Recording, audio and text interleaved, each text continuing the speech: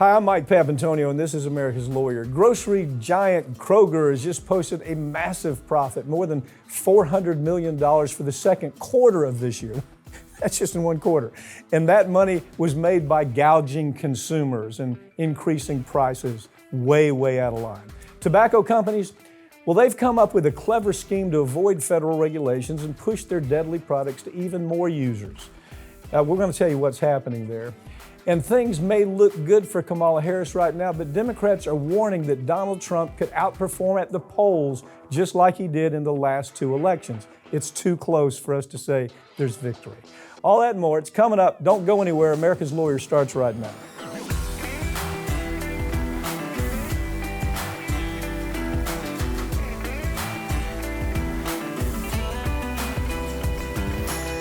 Grocery giant Kroger admitted recently that they've raised the prices on some of their groceries well above the rate of inflation. And that move paid off big time. They have made billions of dollars at the cost of consumers by gouging consumers on things like basic milk and eggs. That's 20% above what it ought to be, 20% above the inflation level, as a matter of fact. Let's talk about the story. Yeah, this is truly sick here because Kroger, who is currently trying to merge with Albertsons. We've talked about that story. The government, to their credit, is trying to stop them because they know that this is going to reduce competition and raise prices for consumers. But even without the merger, Kroger's already out there literally telling us, yeah, we're raising prices on consumers because we can, because nobody can stop us, and we're doing that. I mean, that is what they told the FTC late last month. Yeah. I mean, just a couple weeks ago, they're out there saying like, hey, we did it, sure. And hey, look, we've made over $1 billion in the first 6 months of this year. It almost sounds like a commercial form, like we're bragging. You know, we made $1 billion, our CEOs are rolling in the dough. And in the meantime, we're paying the best thing, just take items. Let's take everyday items, milk and eggs. We know that the price on that is way above the inflation level. Yeah. You can't blame this on inflation anymore. You can't blame it on the supply chain that fell apart because of COVID. You have to own up to what you're doing. You're gouging prices, as you say, because you can. And now Kroger wants to get together with Albertson. Albertson says, wow, we really love, you're good gougers. You know, y'all are really great gougers. And we want to be part of your gouging process. We want to start a whole new company. It's going to be a different company, but we're still going to be gouging prices. You know what gets me about this story is that before anybody had ever even heard the term supply chain, before anybody really knew about shortages of any kind of grocery, Elizabeth Warren was sitting in the Senate giving floor speeches telling us grocery stores are screwing over Americans. She singled out Kroger and Albertsons and several others, and she said, we have to have hearings, we have to have legislation, we have to address this issue. That was 4 years ago. Why isn't she running for president for the Democrats? That why really don't we have disappointed me. somebody like an Elizabeth Warren who stands for something, who all the time is on the side of consumers, always attacking corporations when they do wrong, which is all the time? It's Elizabeth Warren. But they ignored Elizabeth Warren as a potential really good candidate to run in this election. She is brilliant. She is one of the best friends the consumers in America have. Totally. And she does get overlooked, and that is incredibly disappointing. She's great. She's a great speaker.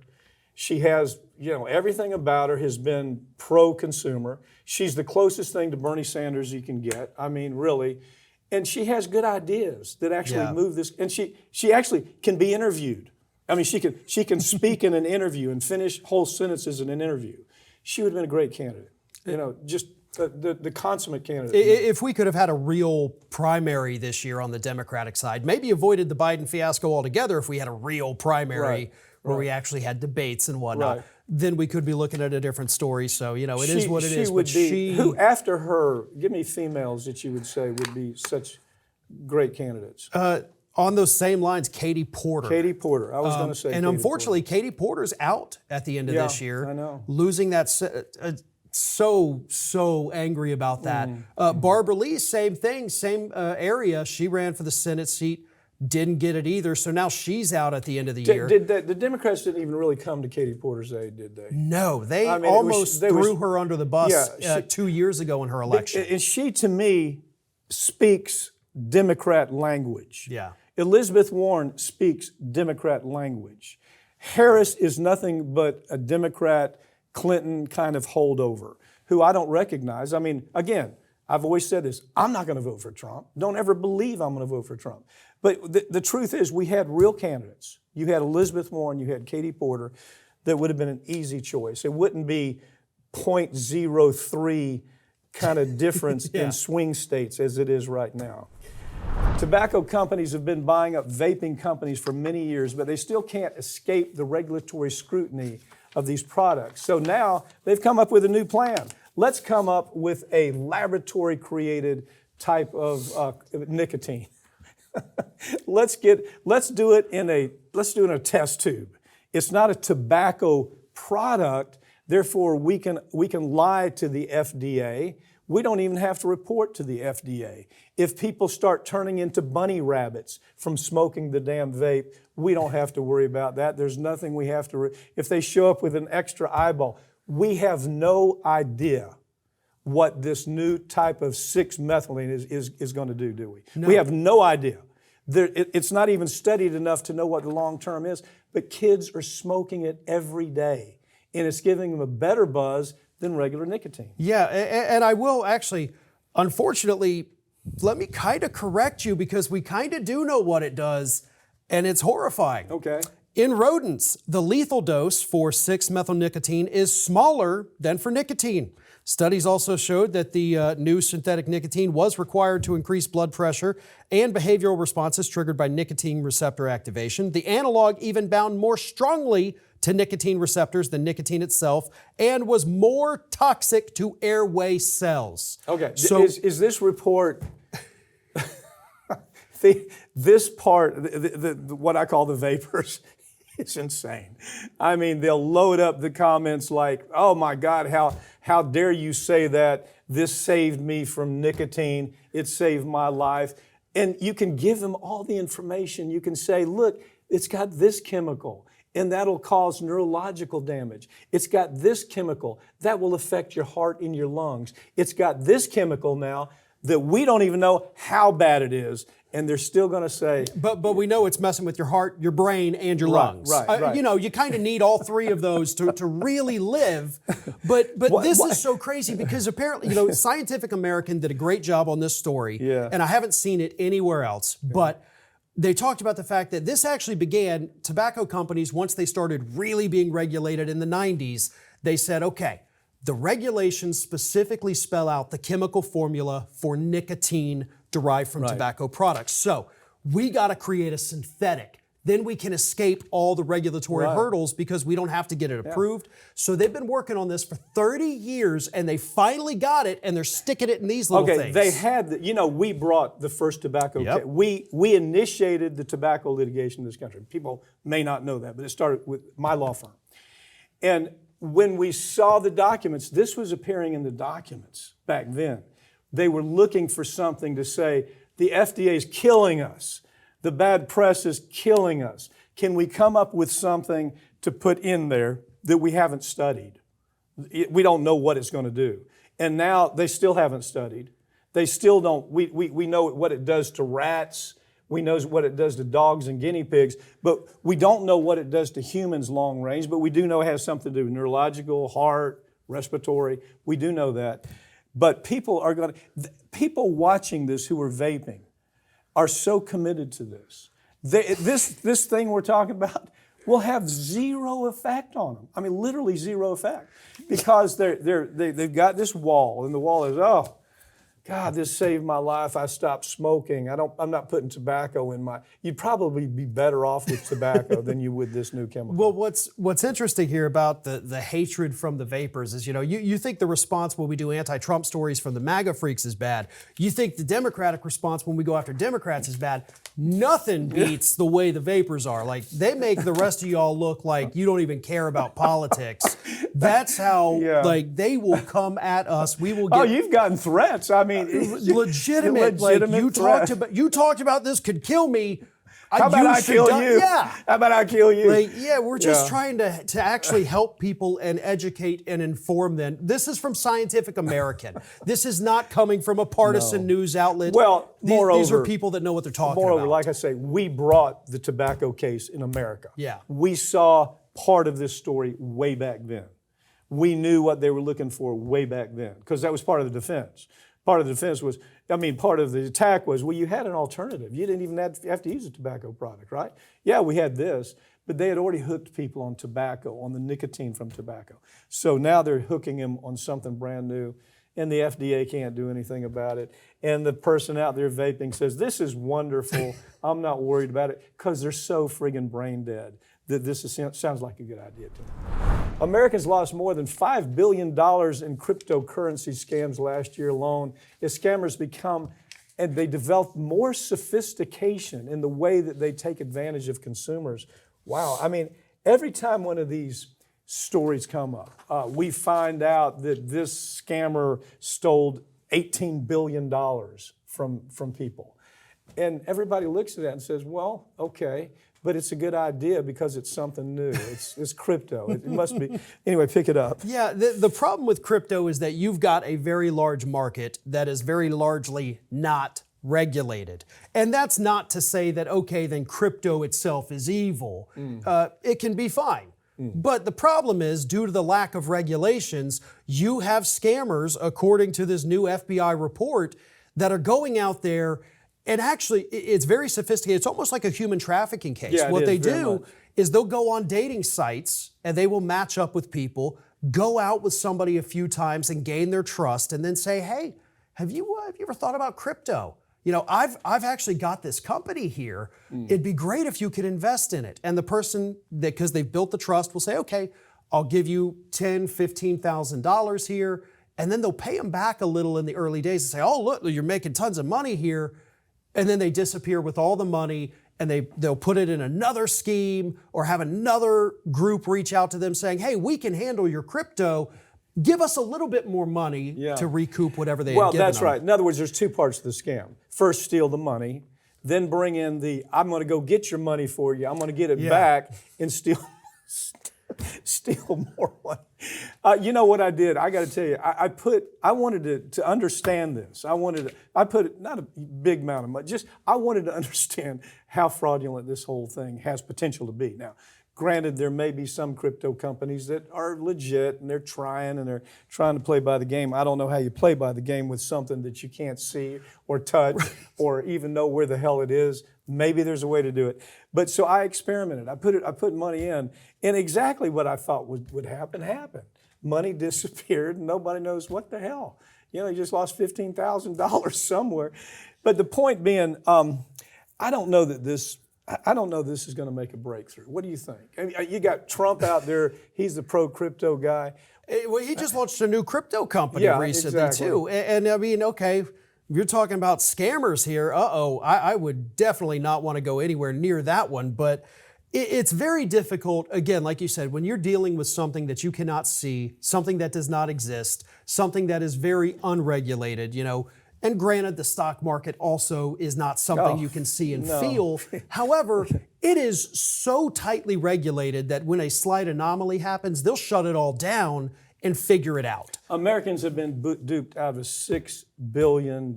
In 1 year. 1 year. $6 billion they have completely, utterly lost in 1 year. Democrats are warning they're based to temper their expectations for November, even as Harris maintains a national polling lead. These Democrats are afraid that the polls could be wildly off base and Donald Trump could outperform the polls like he did in 2016, like he did in 2020, substantially. It wasn't just a slight outperformance, it was a big outperformance. Talk about it. Yeah, If I talk about it, it's going to be attacking the damn Democrats again. You got to start with reminding people in 2016, Hillary Clinton was the favorite to win. The polls had her up by 5 points, I think. And then she ended up winning the popular vote by about 3.5%. 3 million. Yeah, exactly. Votes, yeah. And so the polls were technically right, just not accurate. if that makes sense to people. Then in 2020, believe it or not, the polls were even worse off. They said Biden had, what, a 7-point advantage, and then he won by, I think... 5-2 or something. It was less than that, 2.5 maybe so. 2.1. 2.1, yeah. So it really was bad. It was really awful. And what happened is, as we've talked about multiple times here, we're getting oversampling.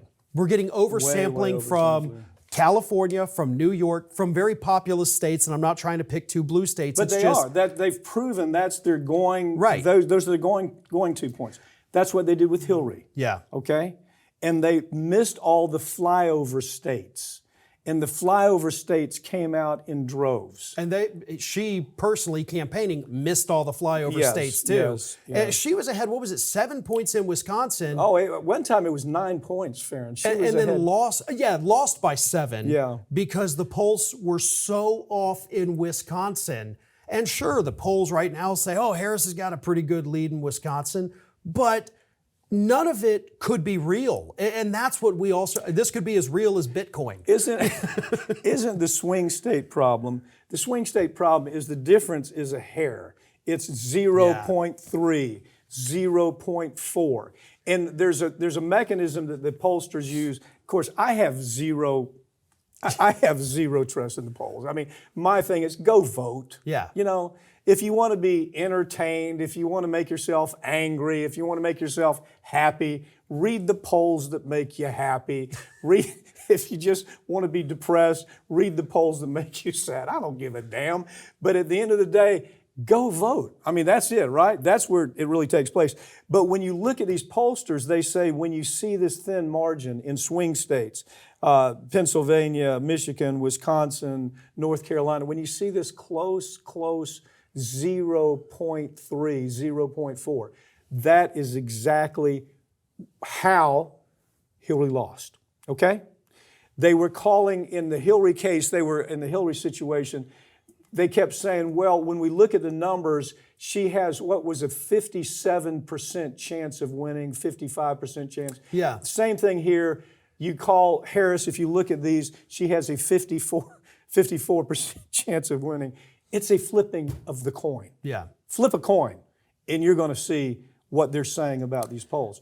And to me, I just, like I say, I love to watch. I love to listen to people's reactions. In a weird kind of way, I like to see people just go off crazy. I can't believe the poll says this. They go insane. I don't know. Maybe some people are entertained by that. I don't know. But to me, it is the biggest problem they're having now is what they call built-in ideological favoritism. That both sides. Yeah. And so that's something I look at. You just ignore the polls, right? Well, and I think a lot of what we saw in 2016 and 2020 as well has to do with, kind of what they called the embarrassed voters, the people who were going to vote for Trump but didn't want to admit it when talking to the pollster. That is actually I know, I saw it. Yeah. Can you imagine being so embarrassed by saying, and it's somebody you're talking to on the phone. You're never going to meet them in person. They don't know like, you. It's like they're not in the room with you and they're going, hey, Joe said he's going to. But that was a real thing, wasn't it? Yeah. Yeah. Is it a real thing now? I think probably more so today. So, I always tell people when I do talk about the polls, I say, look, I'm not here to give anybody false hope, so take it with a grain of salt, what I'm about to tell you. Exactly. So, and hopefully it sticks with people. I do talk about polls because we're in an election cycle, polls are there, but it's the issue polls when you have people that say, yes, this is an important issue to me, this is not. If people listen to you when you talk about polls, you always say, at the end of the day, go out and vote. Yeah. The polls don't mean anything. I mean, full disclosure, sometimes we do these polling stories just to piss people off that are watching this show. I mean, truthfully, I'd love to say, but it does. It makes them crazy. And the truth of the matter is, go vote. Yeah. Don't worry about the polls.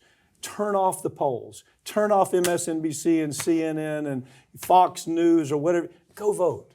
Yeah, because none of this is real until everything is real. That's right. Farron Cousins, the best, I swear you are absolutely the best progressive commentator in the business, and I'm so glad you're on this show with me all the time. Thanks a lot. That's all the time we have, but all these segments are going to be posted right here on this channel in the coming week. Make sure you subscribe. I'm Mike Papantonio, and this has been America's Lawyer, where we tell you stories every week the corporate media won't tell you because their advertisers won't let them. They actually prevent them from telling these stories because they'll dry up their advertising dollars. Or they become too Republican or too Democrat, and a news organization can't tell you the truth. They want to tell you what's going to make you happy to hear. We don't have that problem. A lot of times we tell you stuff that's not going to make you happy, but that's what we're about. We'll see you next time.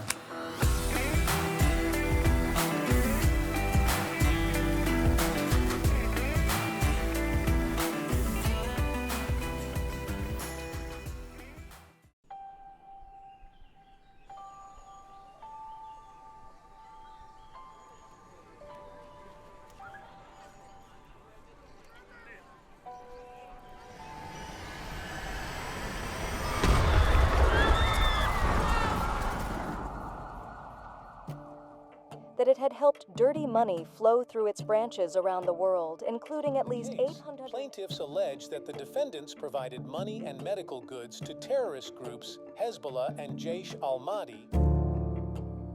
This is a well-organized business for these individuals that carry out these attacks. Terrorism is a business, and they run it like a business. They knew about what was going on for a decade. They absolutely, no question about it, knew that HSBC was washing money. They had every reason to understand it was for terrorism and it was for drug cartels. Took no action whatsoever. These banks are involved. Their accounts are connected, and they're using them to mask the transactions. The more complicated they can make the transactions, the more distance they can put between the bad guys and a seemingly legitimate purpose of these funds. They pay $1.9 billion, which is a drop in the bucket compared to what they've made, and nobody goes to prison. These CEOs, these bankers that made this decision, they're safe at home. They know what they've done. It's resulted in the death of Americans, contractors and soldiers, not just hundreds, but thousands. And we look the other way because they don't look like criminals. The die is cast. The people that are responsible are on Wall Street. And they don't look like criminals. It's almost a suspension of disbelief. Sometimes I'll have people call me and say, is this real? Do they really get away with this? Yeah, they do.